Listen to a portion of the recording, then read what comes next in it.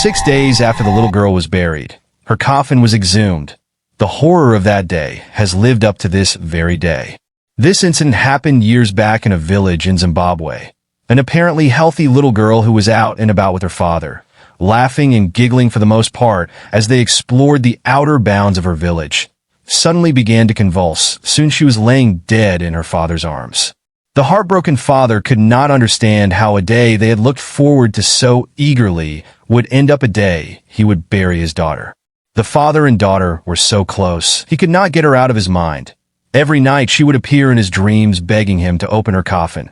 The voice hunted him persistently day and night for 6 days after her burial until he could not take it anymore and requested, even against their tradition and customs, that the body be exhumed regardless of the consequences. The coffin was retrieved from the burial site, and when it was opened, you would not believe the sight that awaited the father and the villagers. Yes, the girl was dead for sure, but the coffin told a different story from the expected. The little girl's body was still fresh, and it appeared she had struggled until recently. The soft linen material that was lovingly wrapped around her tender body had been torn to shreds. Her fingernails were all ripped off from scratching on the wooden coffin. The portrait of her last seconds captures in her expression raw terror. Her head swollen, not just from crying alone, but from fear. The father, who was standing a snake's length away, took in this horrendous sight. Mortified, speechless, and drifting in and out of reality, he managed to put some distance between himself and this memory he had every intention to soon forget. The entire village was thrown into chaos for 1,001 reasons. First, there were those who felt sorry for the little girl. Others who felt the pain of the father, but the most vocal were the elders who worried that if their ancestors and their gods were not appeased immediately, there would be extreme repercussion to the entire community. They were 6 days late already.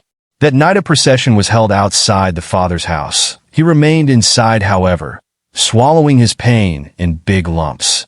Early the next morning, he did not show up for a scheduled town hall meeting, so the village chief asked his servant to check up on him. It turned out he had other meetings to attend.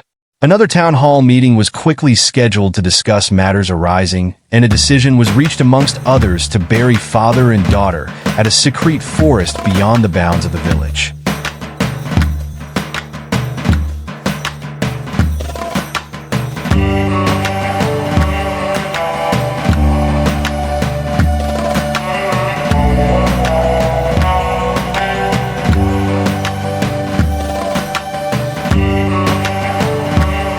Nothing like that has happened again in this village, because since that day we do not rush to bury our dead. It's not like the dead is in a hurry, so why should we?